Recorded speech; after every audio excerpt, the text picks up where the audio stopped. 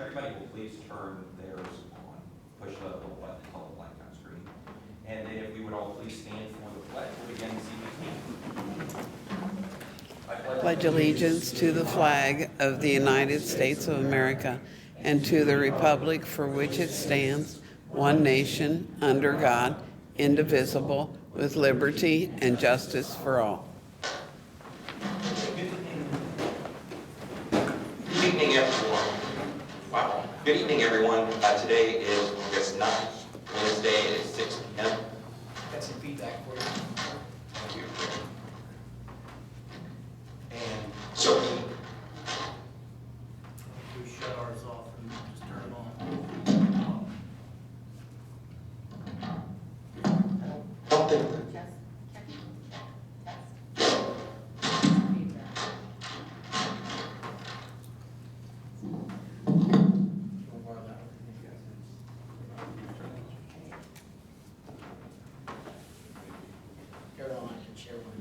let's try that. There we go. We'll do this for now. For the recording purposes, we'll try to use the microphones. Good evening, 6 o'clock for our budget workshop for the 2024 budget. This is a public meeting of the Greensburg City Council. Duly advertised, agendas provided, public invited. This evening we will do roll call really quickly and then we'll get started. Jamie Kane. Here. Rick Emsweller. Here. Kevin Fleetwood. Here. Diana McKenzie. Here. Dara Pulley. Here. Okay, as a reminder, please be sure that we speak loudly and clearly into the mics. They're a little bit less sensitive than the other ones that we do use. This evening I've provided everyone with a copy of the proposed 2024 budget. It does include some changes, capital raises, etc. I've provided you a deficit surplus balance sheet for each fund. I've provided you sort of a memo of major changes to the budget this year over last year, which we will go through. I've also included, and I'm going to present behind me here, the proposal for changes to employee insurance premiums and plans as it relates to premiums paid. It does not relate to the actual health insurance plan. There is no proposed changes in that at the moment. That's kind of handled through Dunn & Associates and then the carrier. This is simply related to the premiums that have been done. So I want to run through that. The very last slide is also kind of the starting point for our conversation for the budget each evening or each year, with the idea about employee raises and what that looks like for 2024. This is a part of that conversation.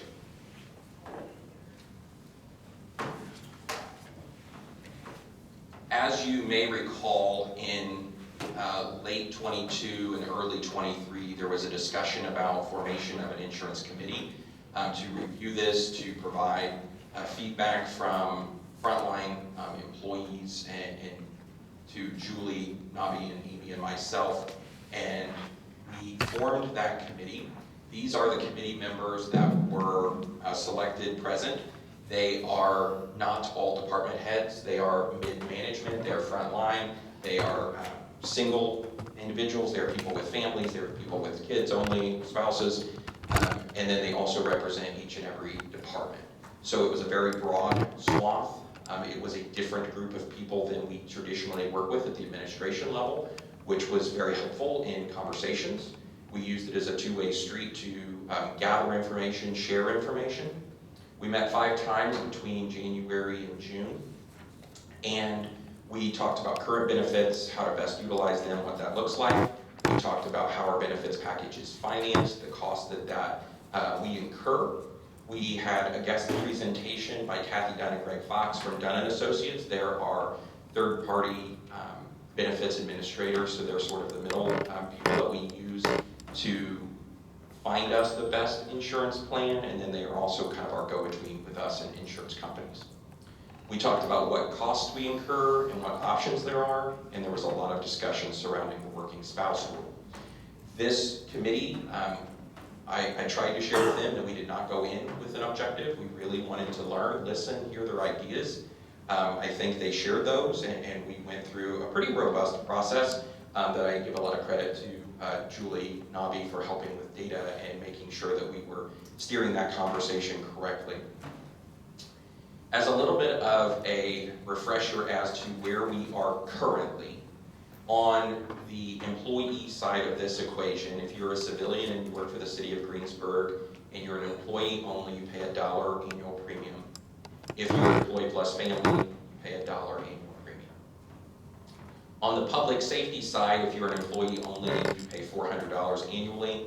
And if you're an employee plus any other, so dependent spouses, both, that is $1,200 annual premium. That's where we are currently. The public safety numbers have been in effect since 2017.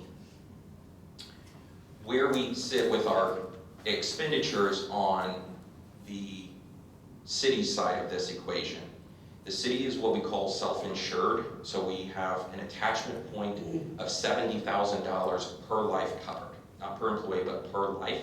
That's about 303 total dependents, 100 employees, and about 200 other.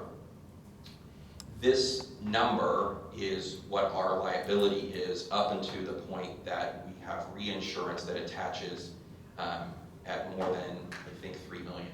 So we are perpetually liable for up to $3 million of healthcare cost. The monthly premiums that we pay to Dunn and Associates to cover our insurance is what the left-hand column is.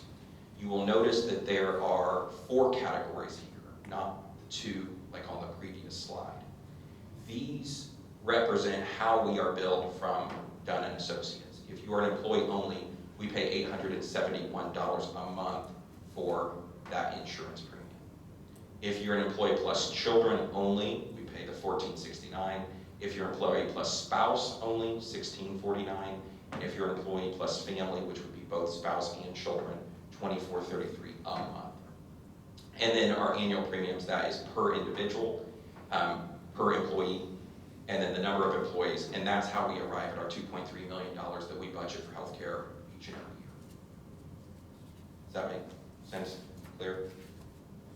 So this is what we look at on our side for how much risk do we take on at $70,000 a person, what we pay annually per month per employee. And then we started kind of working backwards from that. One of the main things in tonight's proposal is this next topic, which is called the working spouse rule. It is if an employee's spouse has access to health insurance through their employer, they will need to take that coverage through their employer.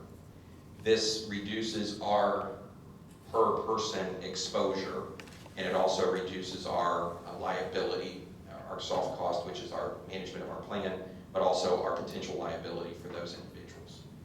This is very common in a lot of other employers. This is nothing new. It's been around a very long time. If we have a spouse on our health insurance plan and that spouse works for a global company, for example, we're taking on the liability for that individual's healthcare expenditures because we are self-insured. If we have an employee and a spouse in a car accident that exceeds $70,000 apiece, we are on for $140,000 of that cost for those two. This rule would be as if that same incident happened, we would be responsible for our employees' $70,000 in medical cost, and their employer would be responsible for whatever their attachment point is. It does reduce our liability significantly, and because we are self-funded, every one of those dollars that goes out is our dollar. Does that make sense? So the conversation was had. This is not data that we collect through our insurance company. We don't know whose spouse has access to benefits or to insurance through their employer. We tasked the committee to go back, ask their coworkers if their spouses had access.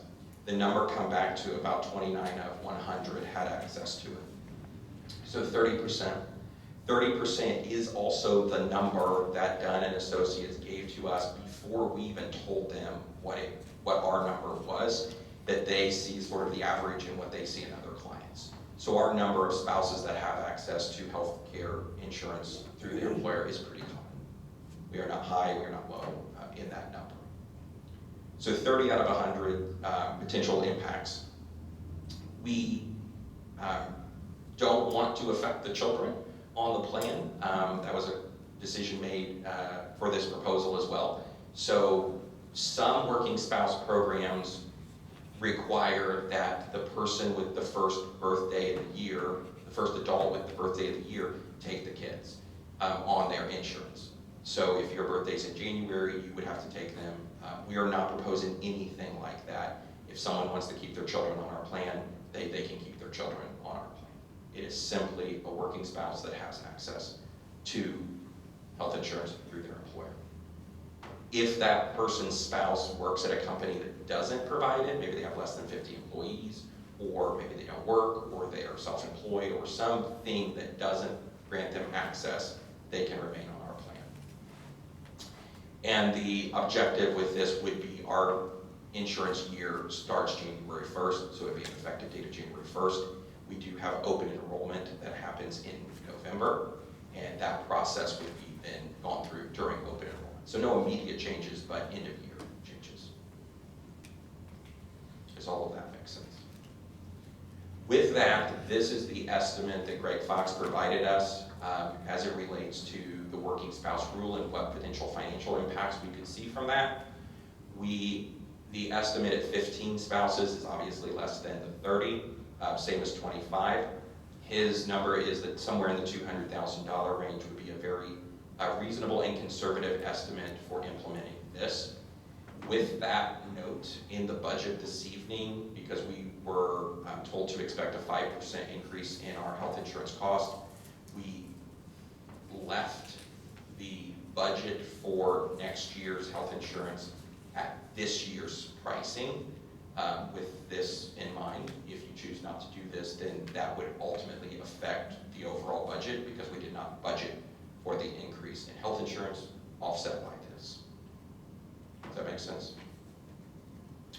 So that is the working spouse rule. That is the proposal for that. Before I move on to the second part of this, any questions regarding that?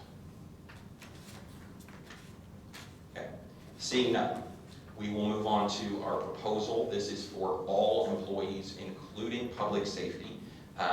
The working spouse rule applies to them as well, but the reason for that caveat is we are intending to or proposing to create 4 levels instead of 2. This allows us to more adequately tailor the plans to what it is that you have. Instead of just being an employee only or employee plus family, now you will be able to select, I'm an employee plus children only, I'm an employee plus spouse that doesn't have access to insurance care, or I'm an employee which my spouse doesn't have access, and I also have children. So that's why there are 4 levels. That's how we're built from done. I think it's appropriate to implement this type of matrix. What we are proposing is the second column, which would be an employee only would pay $400 annually. That's the same as the current public safety employee only number. That employee plus children only would be at $800. Employee plus spouse only would be $1,000. And employee plus family only would be at the $1,200. That is the employee plus anybody on public safety currently. The reason that they're in this order is that children are actually less expensive to insure than spouses. So this is the structure. We pay less for an employee plus children than we do an employee plus spouse only. So that's why it's in that order. It's maybe not quite counterintuitive, or it's maybe a little counterintuitive, but that is sort of the idea. The second column is what would be represented on a paycheck per week for our employees based on which plan they're under. We then still contribute the annual premium, which is column number 3. And the right-hand column shows you what percentage is covered by the new premium based on what we pay. And I will direct your attention to kind of the second bullet point at the bottom. This is from Greg as well, Greg Fox. Anything less than 15% is very good. The national average is 25 to 30%. for the employee only. So that's that top row, the 400, 833 out of 1040, 10,452, 3.82% is significantly below the national average of what people are paying for health insurance for an employee only.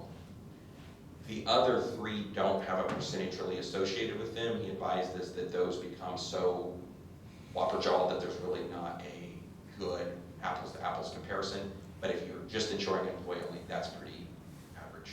That's pretty measurable. So we are still far below the 15%, which is very good. We're still far below the national average. The proposal is this is in addition to the working spouse. So we could see some people who may think they'd be in a family, but they may be an employee plus children only, they may be an employee only. There is a note here that with this new structure, public safety members who are employee only, employee plus children, or employee plus spouse employee children or employee spouse may actually see a reduction in their health care premiums in 2024, because right now, if you are just an employee plus children, you're paying $1,200. Under this new model, you would actually pay $800. The idea is we're trying to get everyone on the same page. We're trying to get everyone into these categories. There is not a scenario where a public safety member would pay more for our insurance in 2024, right? They can't be up, they're not going to be beyond $1,200. So it is a benefit under this plan. This is all to say with the employee's working spouse rule that some households will incur insurance costs from the spouse's work employment.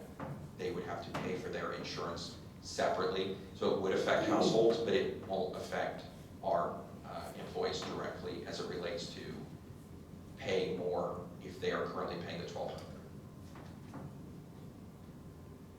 This is the bulk. I mean, this is the proposal. Any questions on it?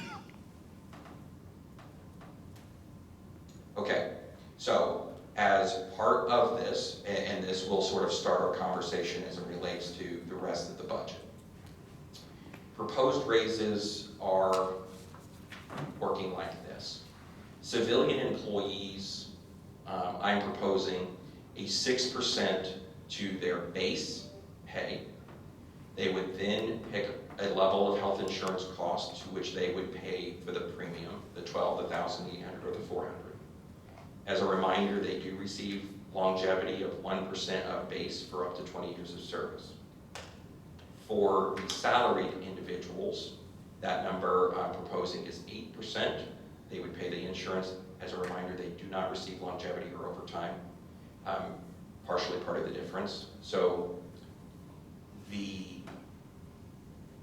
health insurance cost comes out to about 2%. 400 is less than 2%, 1,200 is a little more than 2%. It comes in right about there. So in theory and in principle, civilian employees will receive a 4% raise. They receive 6% on base, which does go towards their retirement, their pension, FICA, Medicare, all of that. So it is help, and their longevity, they receive 1% of the 6%, or 1% of their base. So adding to the base helps that. So it comes out to about as close as possible to 4%.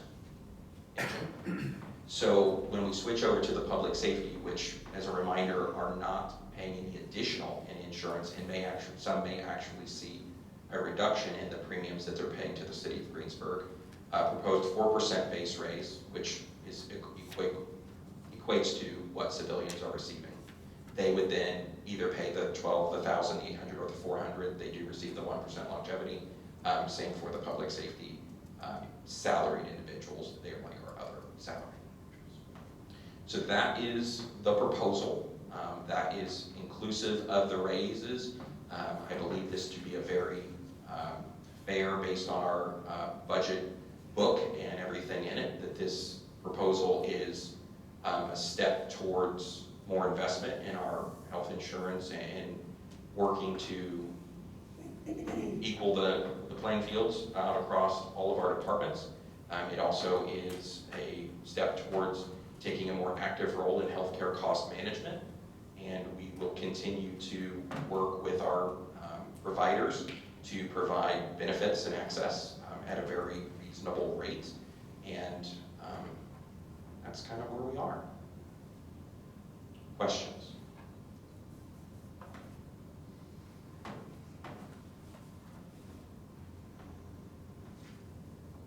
None?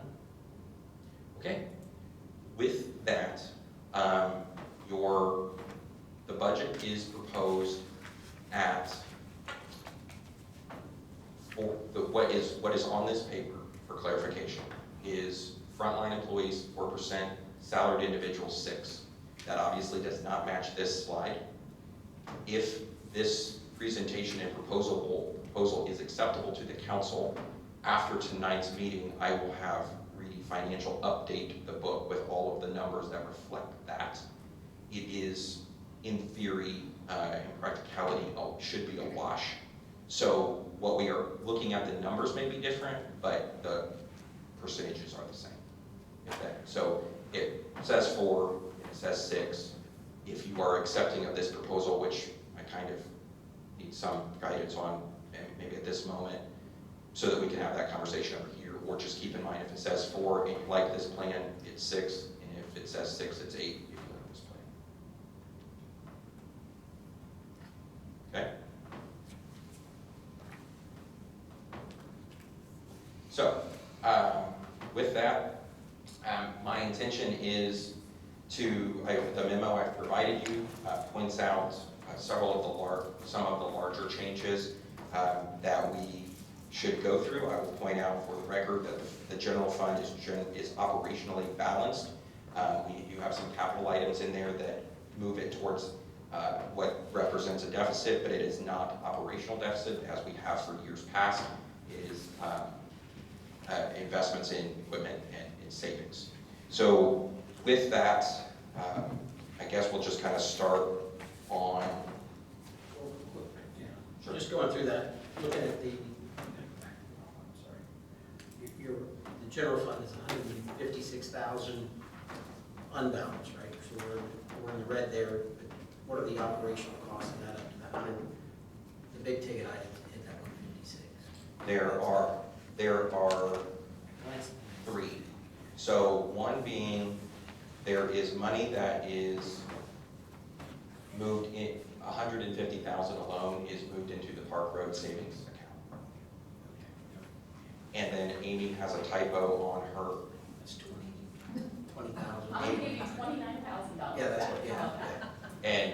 And therefore we are balanced. Okay, yep, no, that's, the biggest portion of the general fund is salaries, and so that's the concern with running that in red. You start putting that in red, you never catch up. So. Correct, but the Park Road Fund is one, and then Amy's typo will move us out of that. It is a savings effort. We're putting those dollars into the fund for future use.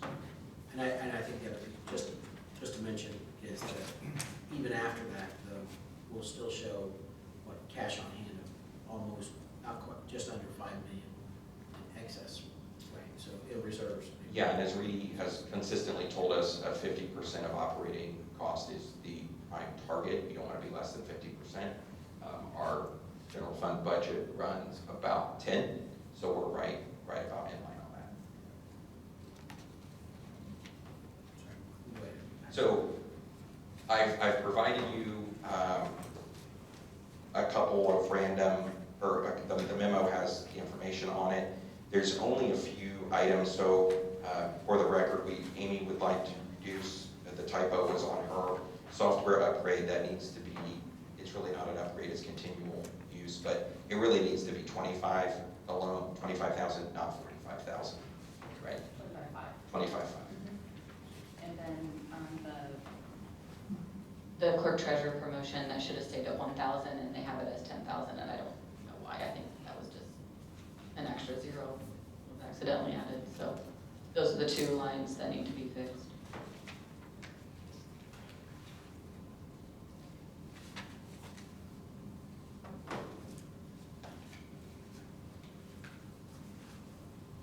I mean, I guess I don't know that we need to go through line by line on everything, but maybe, I don't know if we want to maybe just hit each topic, and then somebody's got questions on it, like, so if we start with the mayor's budget, we kind of work through the sheet.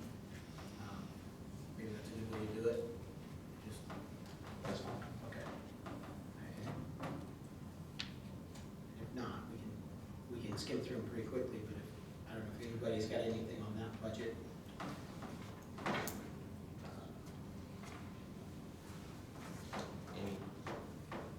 Anything on mayor's department?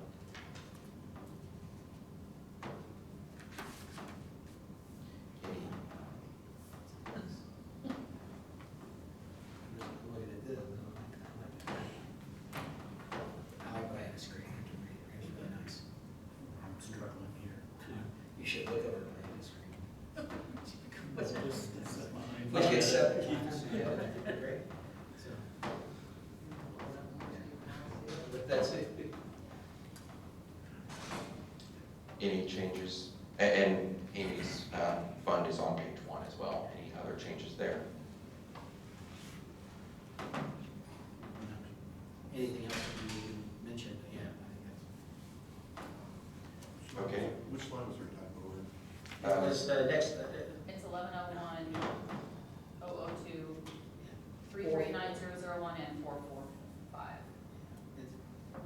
if you don't count the, like, the light blue line, it's the second to last line, clerk treasurer software upgrade, and the other one was up there again, wasn't it?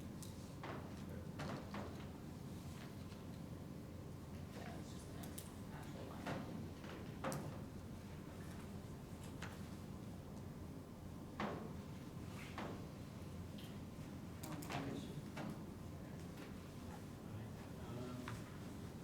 Next one was, go ahead. Page 2 has city council at the top.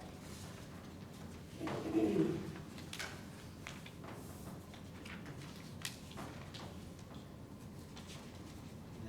also just kind of, that's the Board of Public Works on the bottom part. Yeah. Right,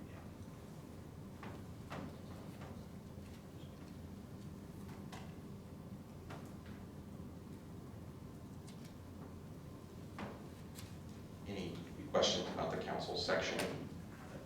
Like utility services, I know it's gone up, but I mean, just, We're gonna be having the fire station oh, and the new street department. yeah.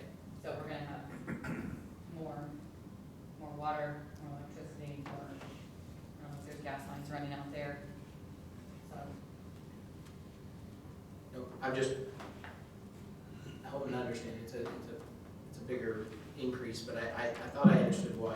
Just, I mean, theoretically, we've got a lot of that now, but it's gonna be, the buildings are gonna be bigger, we've got a little more infrastructure to heat, cool. And we continue to see utility costs increase. yeah, Just and like for half the year, we're probably gonna be using both. Yeah, I know that.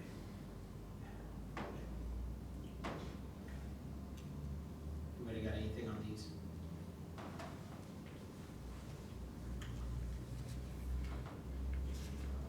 We're going to police. Hey, Mike, you have a couple changes, right? I do have a couple changes. So what I'm proposing is that I missed the shift differential. Currently, we are at 25 cents and 40 cents for shift differential. That's well below the national average for anybody. So I'd like to start building that up this year. I'm proposing bumping that up to 40 cents for our afternoons and 75 cents for our night shift. The total impact on the city for that is $4,909. Those numbers again? 40 cents and 75 cents. Additionally, we've recently taken a pretty big hit with our personnel. We've lost 5 officers this year, so our FTO program is getting overburdened.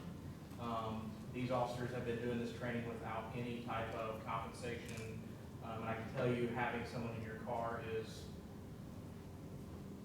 pretty burdensome and it wears on you. I'd also like to propose adding in a flat stipend of $20 for any shift that they have somebody in with them. That basically is about $320 per 4 weeks It's a 16-week program that they have to go through. So 15 weeks at the academy and then 16 weeks at our department in the FTO program. So doing that would be $320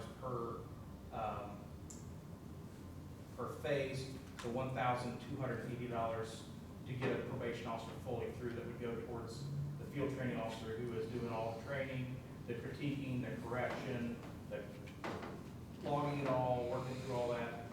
And I'd like to add into that $7,000. Would we be better off making that like a cert pay versus a? We talked about that. The problem with a cert pay is once they're certified, they receive that pay whether they're doing any training or not. So I talked to Julie Nobby and we referenced what the fire department does, and our pay system is able to do this. If they're actually training somebody that day, and they're are a certified FTO, they receive that pay. If they're not a certified FTO, they don't receive it. And if they take a day off, they don't get paid for that. So they do that when they go to Honda. They get a flat fee for being out of Honda that day. We thought that was a fair way to do it. So we're not paying for people just to carry a certification when they're not doing anything.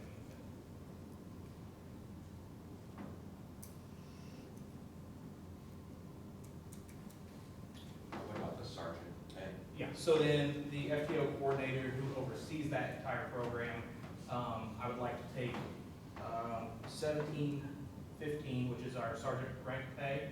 I already have that in the budget, so there's actual no addition to that. I'd just like to rename it FTO coordinator, but I have that amount in there. So the total impact for the shift differential and for paying our FTOs would be around $12,000 total.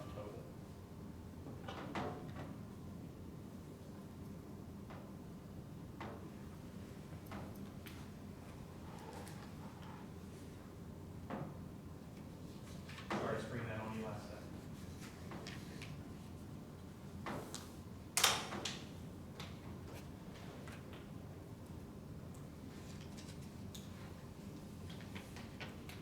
So with new officers, we bring in a new officer, if they leave within the first 2 years, is there a payback? Yeah, we do a 3-year contract for officers that helps reimburse the city for the money that they put into that training officer that's working with them. It helps put in for any equipment loss that we have. We can't charge them for any training that any other officer would receive, but we can for things like that. So what's that, I guess, what's that start at right now? And then we prorate it based on the number of months they've been there, right? 8,000? I think it's 8,000, and every week that they're there, it's either every week or every month it clicks off until it's down past that 3 year. I just didn't know, I'm just asking the question, do we need to look at, is that a fair number? Or do we need to look at increasing it because costs have gone up? Or do we need to look at extending that over, instead of 3 years, we extend it over 5? I don't know, I think that's a fair number. I think it's a fair time frame too. At 3 years, we've gotten them through all the training in a couple of years. And if they leave at that point, we've got 2 years of service out of them. We hope that doesn't happen. But I think if you do more than that, I think people will really start questioning whether they want to get into that contract. I'm just asking. Yeah, no, I'm happy to answer. Other cities around you, man. Yeah.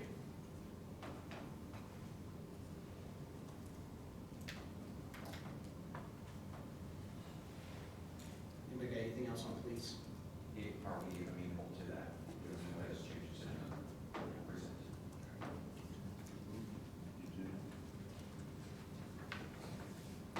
Thank you. Yes, sir. Under fire, just asking the same question. Dave, do you know if you know what that stipend, what that amount is? Is it over 3 years? It's 5 and 4. Well, I mean, the payback, sorry, not the stipend, but the payback. So if they were to leave in the first year or 2 years, I was thinking it was 5,000. Is it 3? I'm thinking it's up to 8 now, maybe. Is it up to 8? I think it used to be 5, but I think it went up to 8. Does that sound right, David? It might be, yes. Yes. I hear you. Oh, yes, I hear you. I'm like, where's it coming from? Sorry. Thanks, Chief. Is that? You bet. Last year, thank you. Sorry, I'm not there. But last year we did increase it to $8,000 and that is prorated over the 5-year time period. Then, I guess I did have a question on here about the overtime increase and $15,000 overtime increase. I know we're having some discussions trying to figure this out, and I don't know if Chief or Josh or somebody would maybe explain that a little bit. David, you want to? So, yeah, so I'll let David explain that.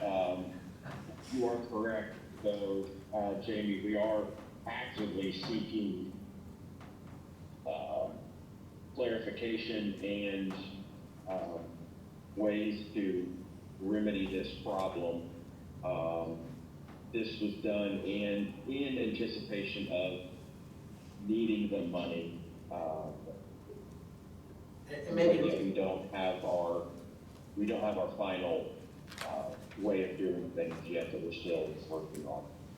I guess I can make it easier if we want. I know that we're working through the process, and this was an anticipation. I guess maybe what I'd rather see, and this is up to everybody, but my suggestion would be that we cut that $15,000 and take it back to where it was the previous year, and then come up with a solution. If we don't figure it out and we have to do this, and we got to come back, and maybe we come back and ask for an additional appropriation. But if we put it in here, then we basically just said, yeah, you don't have to worry about it, because now you've got the money to cover it. So this kind of forces that to say, hey, let's figure it out. Would be my suggestion. Yeah, I concur. With you. So you think we're gonna have David or? Well, some of the reason for the overtime for this year is because of the, like the police department, we've had a large turnover, and with our minimum staffing that we require, it's required us to have overtime. So hopefully, we're working on a solution, but hopefully that doesn't have, we don't run into that next year. But if it continues, I mean, that's a cost that's gonna be there.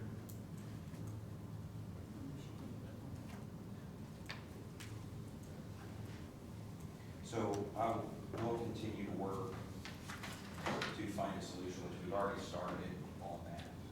And if this need arises in '24, we'll address the financial situation when we get there. Is that what I'm hearing? Yes. Yeah.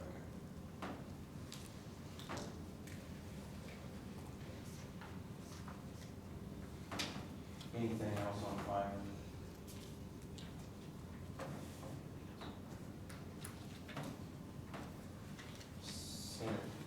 Sanitation. Anything there?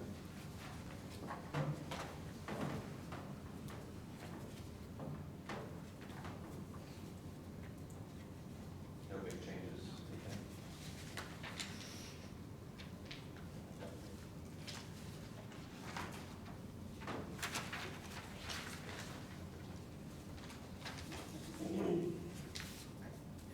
Maybe just a point of clarity, I think a lot of this is, there's not a lot of significant changes from previous years. Right. They make that comment that we're. Practically. Right, so that's. Outside, and this fund actually doesn't even have raises, but outside raises, yes. There's one additional thing. We do need to change the mileage reimbursement on the building office to 2,000, not 8,000. That is because Mark Helmick is conducting more inspections and more actively engaged in that. That's a pretty minor thing. And then you will also see that under the 400 series, we've added in the line item for the sidewalk improvement program that you all approved earlier this year and the curb appeal program. So those are the same amounts that we funded it here in 2023. We're creating a line item as discussed for those in 2024. We have our first project that has been completed and turned in on the sidewalk program. You're in the building, right? You're not. Yep, Okay. in the building. I thought we were still on sanitation. We have our first curb appeal project that was completed and the check was issued today. Look back to sanitation real quick, what's the $125,000 for building?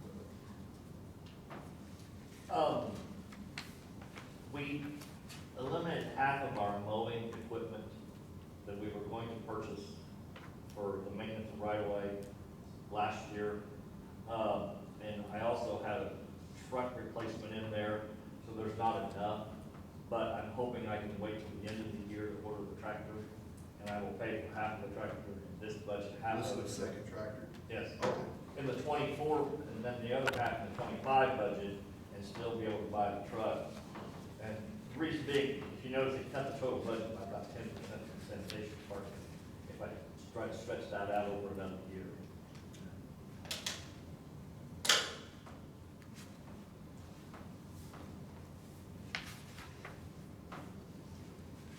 Any questions on that? Any additional? Sorry, now on to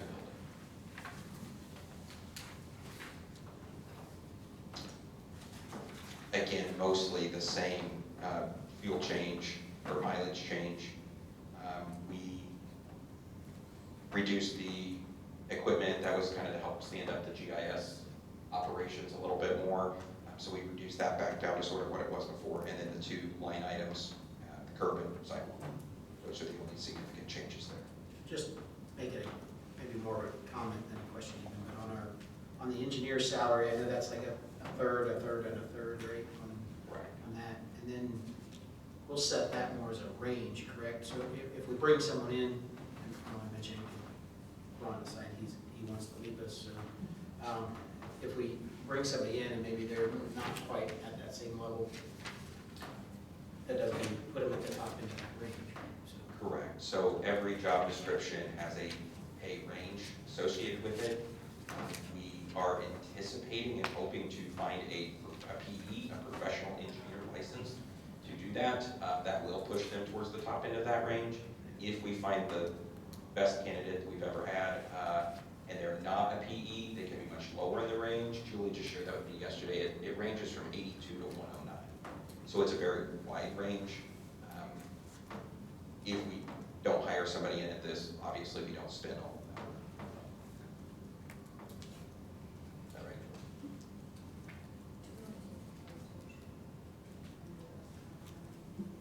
Do you-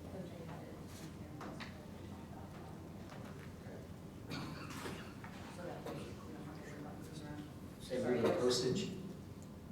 We added a line item in the clerk treasurer's for postage, that way we didn't have to be pulling from other people's budgets, since it's all out of our office anyway. The machine is in our office, we order it through our office, and it looks like they added some there, which they do a lot of certified letters.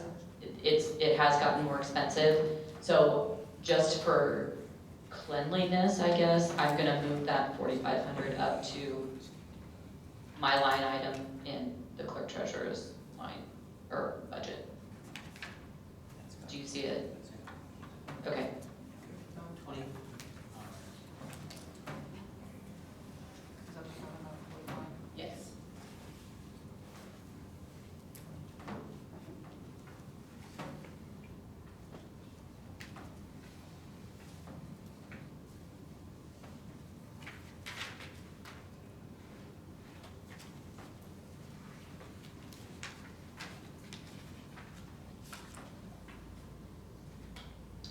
Anything else on building? All of the general. That's all of the MVH, which is motor highway vehicle. Changes there include the salary, and the others are reductions in capital investment to help bring that fund more into balance. It is not balanced, but that is not uncommon for that fund. And we've used it substantially in the last couple of years for some paving and improvement work. So it's a little bit of a softer year for that, hence the more reduction. Mark, anything else on that? Well, and the other reason we could kind of give it a break for the year is I think we're still intending on looking at the North Michigan Avenue project for CCMG. So that would have an impact on the fund. So we're hoping that our match can come from something other than out of our MVH for that. And the mayor will be working on that going into the first of the year.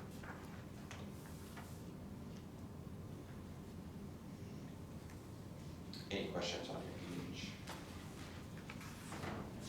hate to say we're giving it a break, and it's still in the red. Well, you also notice that you talk about the 50%, we're cash flush right now. Yeah, we are. Yeah. The next is local road and street. That is exclusively for road infrastructure capital. Same with MPH. Those are funds that we receive from the state. Right, Mark? Those are state dollars that come back to us. Which is the MBH, yes. And LRS. The LRS is distribution, but that and the MBH restriction both are required to be for nothing but for paving materials for capital improvements. The building demo fund remains the same. We always put 50,000 in there for if there is something we have to tear down, 10,000 for materials to board up or deal with blighted property. The fire contribution, no real changes there. It's services and technology, pretty minimal amount. Hazmat is the same as it always is. Any questions on those three?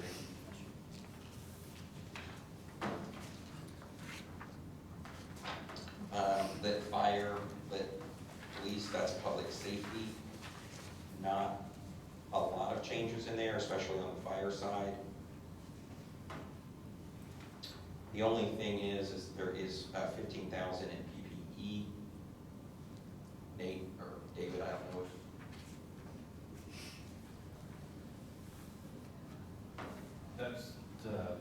That's for the turnout gear that we purchased for the guys who run a 10-year replacement cycle. okay.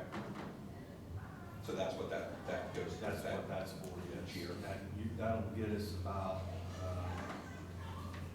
5 sets a year. Okay. This year is about $3,000 a set now.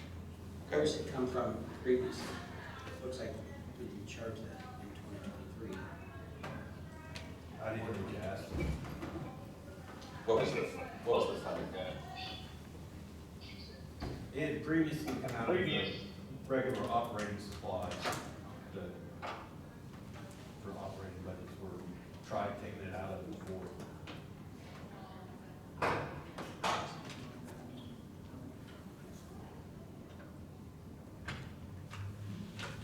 And each member has 2 sets of gear, so that is an additional expenditure that we try, and that's part of our carcinogen reduction thing.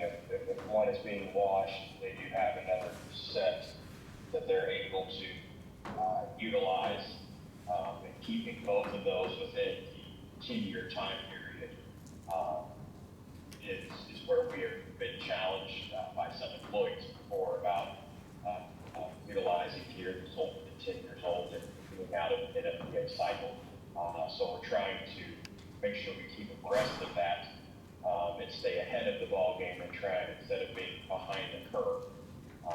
And then unfortunately, with gear being somewhat custom fitted for employees and employee turnover, sometimes we're able to modify the gear to allow other individuals to wear it, and other times we just have to put that into a rotating stock and then personally fit a new employee with gear.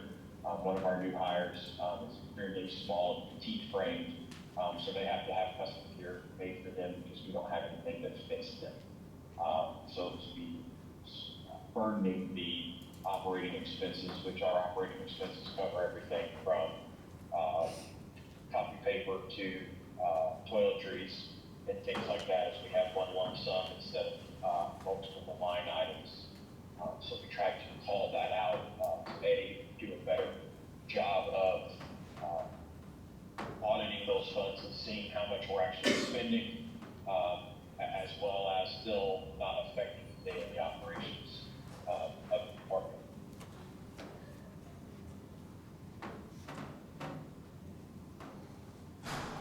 Any other questions on public safety?